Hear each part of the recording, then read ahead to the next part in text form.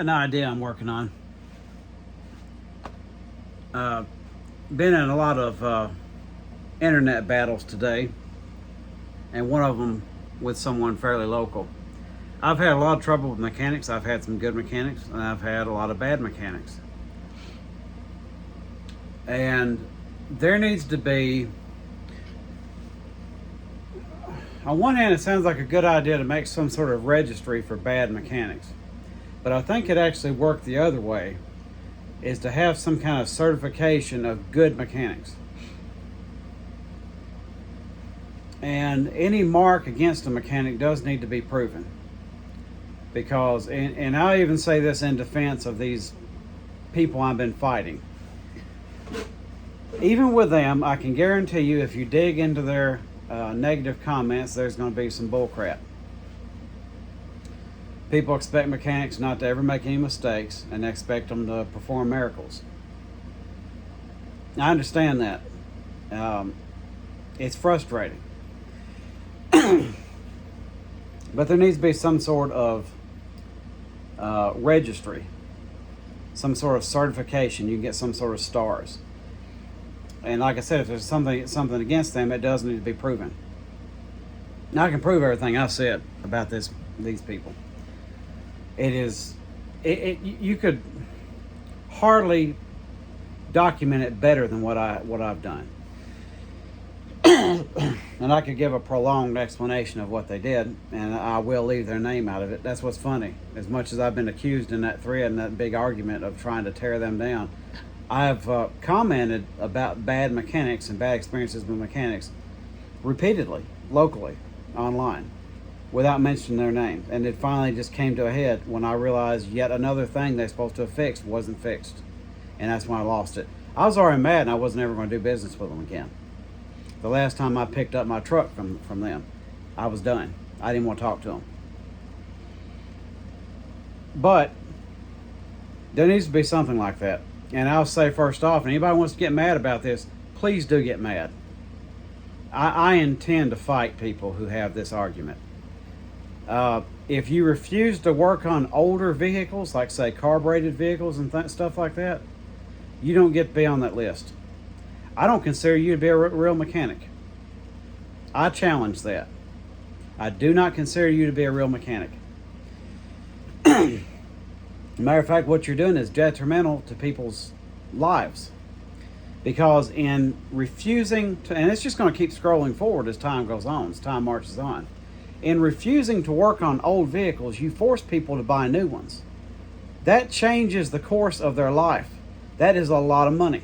It's obligations. It's debts. You're forcing them to do that by not being what you claim to be.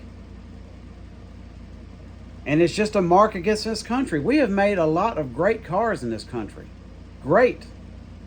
The best ones are far behind us. And you're contributing to them being crushed and thrown away. So yeah, if you refuse to work on older vehicles and you claim to be a mechanic, I deny you. I rebuke that thought. You are not. You are a fraud. That's just my opinion on it. So right away, that's a problem.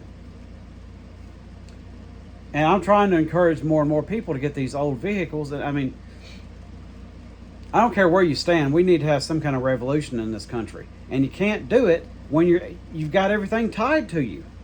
As much as I spent on these old vehicles, you'll spend way more on these new ones. Way more. I think the most I spent on any one of my vehicles, it'll be about $30,000, roughly.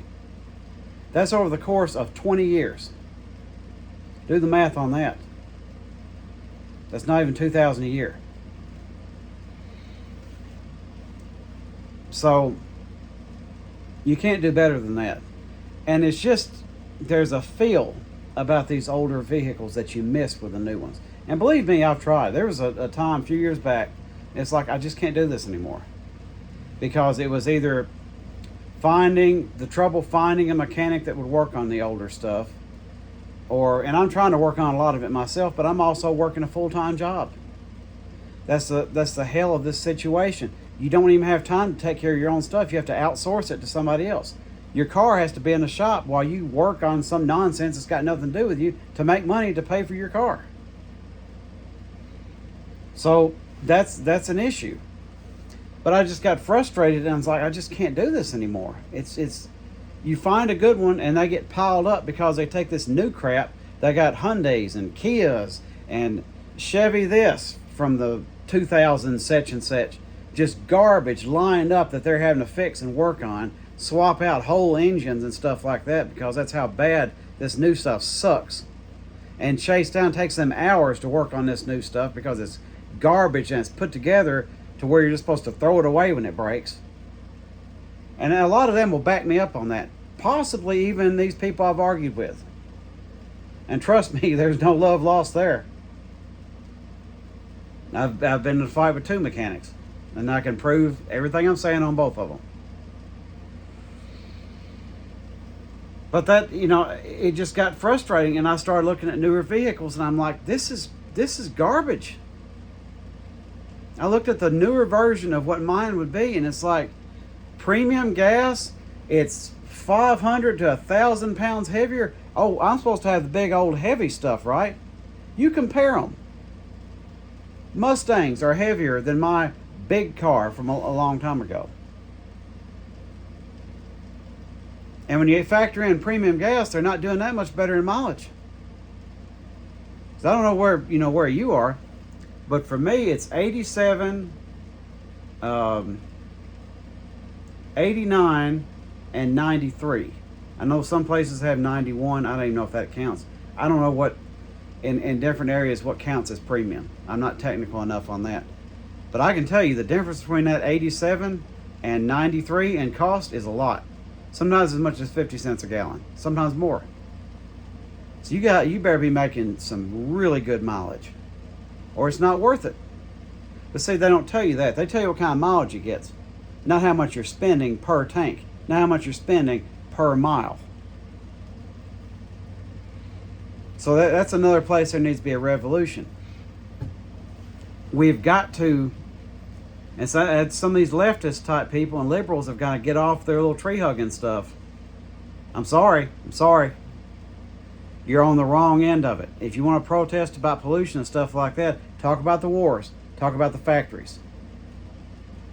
You need to work in some of these factories that make the parts for these newer, efficient, less polluting vehicles. Smoke billowing out. What we're not breathing. So that whole thing is a lie. You need to get over it, get an older vehicle, get something where you don't have any car payments, work on it as much as you can yourself, and aim to be able to build it from the ground up. And we're going to have to somehow start sort of cultivating our own mechanics. There's a few good ones out there, but there's also a few that are nightmares. And I dealt with one just screwed up one time, but it was a bad one. And the other one, I worked with them for 7 months, and they cost me $6,500 on 4 vehicles. And nearly every single thing that they said was fixed had to be redone. If they were cheap, that would have been offensive. They're not cheap. And they want to get on Facebook and fight me. As much as they can. They throw in the towel, of course. They can't win. You can't win. I can prove everything I'm saying. Why would I do this? Seriously. Why would I do this? What purpose? What do I get from it?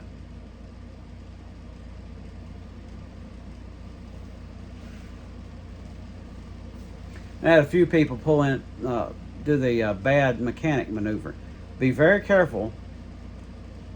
If you ever run into a mechanic who starts talking about what kind of a piece of crap this or that vehicle is, like an actual mechanic, they're there to work on stuff, not a shade tree mechanic like myself. Now, true, there are some cars that are garbage, but they're not going to talk about which ones. You can't call my vehicles garbage. History disagrees with you. History and millions of people disagree with you. I have 6 different vehicles right now, project vehicles.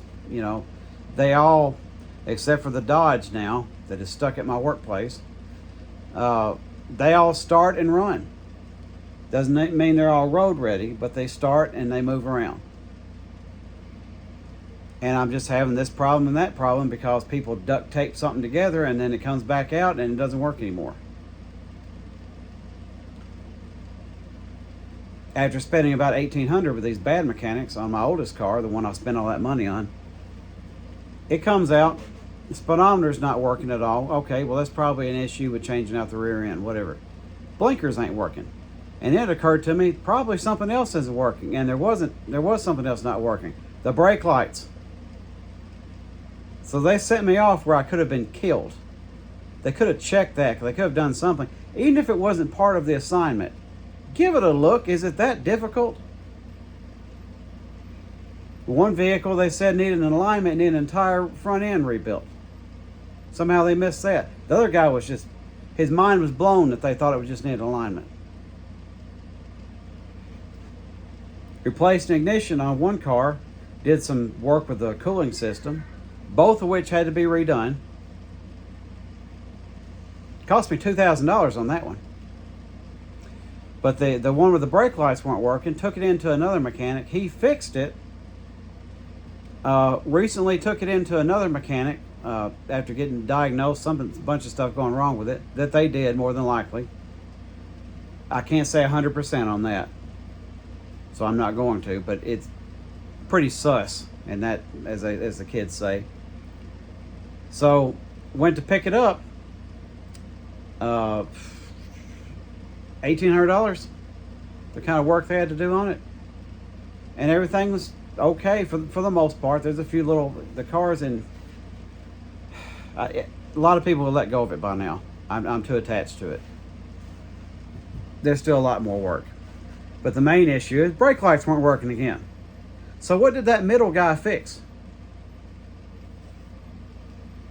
He duct taped it together, it came apart again, and then he's clear now because enough time got on it. So that's what the other people did. They're complaining after the big fight with them. This has been such and such a months ago. How many times do you need somebody to be back in yearly to fix the same mistake? It's supposed to be fixed. What's going wrong with my Dodge right now? The Dodge truck, it's got a lean burn system on it. Now, if you ever heard of a lean burn system, what should happen to a lean burn system? It should be gone, right? That's what I asked them to do, day one. They didn't do it. Fixed it, put some dumb switch on it to get it started, and drove it for a little while. It starts running really bad, won't idle. Take it back, like, I wish you'd have put the lean burn system on this. Well, it turns out it was the carburetor had shook loose, was coming apart. It was like Pac-Man, it was doing this on about the middle of it. They tightened it down, supposedly ready to go, right? Well, it's idling. They'll tell you the whole time it was running like a top. That's a lie.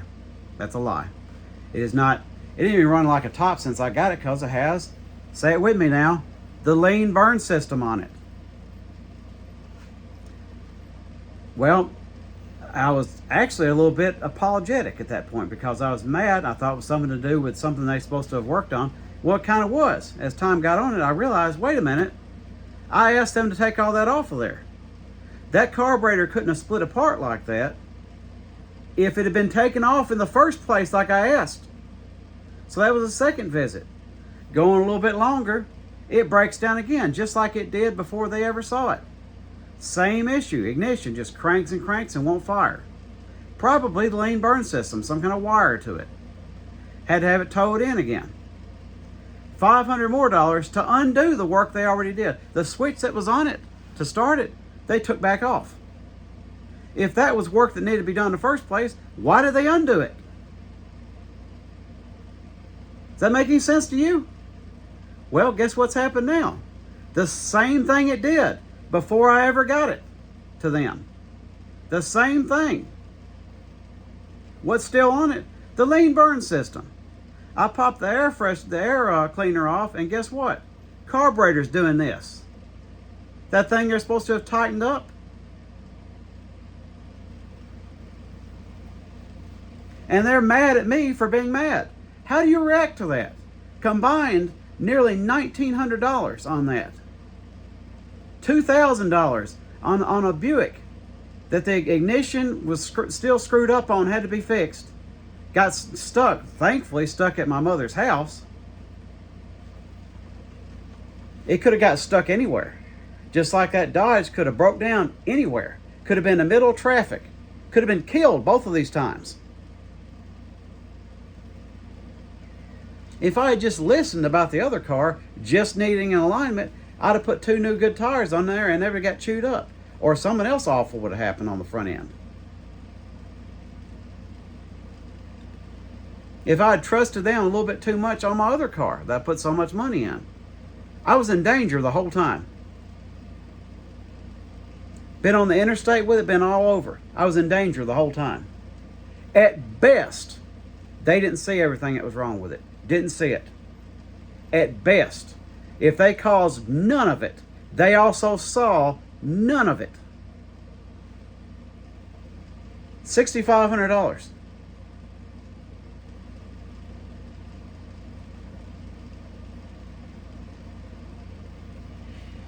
These awful mechanics, I swear they're that close to being terrorists. They really are. Because you see these politicians all the time talking about this is ruining American culture. It's a threat to American culture. That is a threat to American culture. That is. These same people want to pretend like they care about traditions and the way things used to be and all that. Those cars are what used to be. And these idiots are causing people not to work on them. They're causing people to be afraid of them.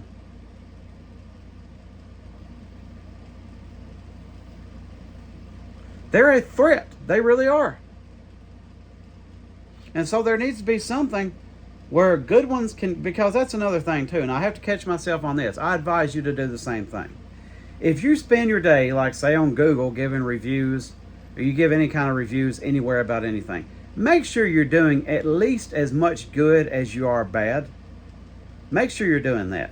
Don't march up there and to reviews and put something bad down. That's the only time you ever comment or review anything is when it's something negative. You need to try to outdo the negativity. If this person did you wrong, find somebody that did you right and lift them up. That's what I try to do. And that's how these people screwed me out of so much money. Part of what makes me look like an idiot, it ends up making the people look more innocent, is because I let them take me in and just do me wrong so long. Because it's like I can't fathom that somebody, as much as I'm trusting them, they can't. This can't be real. Not to mention, it's over the course of 7 months with 4 vehicles being jammed in there. And even the last time with the Dodge, it was 2 months. So they were all packed together. I didn't have much time to think in that amount of time. Working an awful full-time job as well. The one I ended up quitting. They even wanted to brag about trying to get me a job. Because I was between jobs, I was a month without a job. I quit my old job. I was going to take a little break for a little bit because I had a little bit of money ahead. Strangely enough, with all the automotive work going on. I had enough that I could at least take a breather. And I felt like I'd earned it. And they're supposed to have known a person that worked at some parts house, like O'Reilly's or something like that. Well, apparently, either he didn't know him that well, or he's just not a thorough person as his work demonstrates, or I'm just a joke to them. Butt of a joke. Because the job paid $12 an hour. Yeah. You can't live on that. Or you can live on that, possibly, in Tennessee, if you have 0 other bills. And I mean none. No car payment, no house payment, no credit cards, no nothing.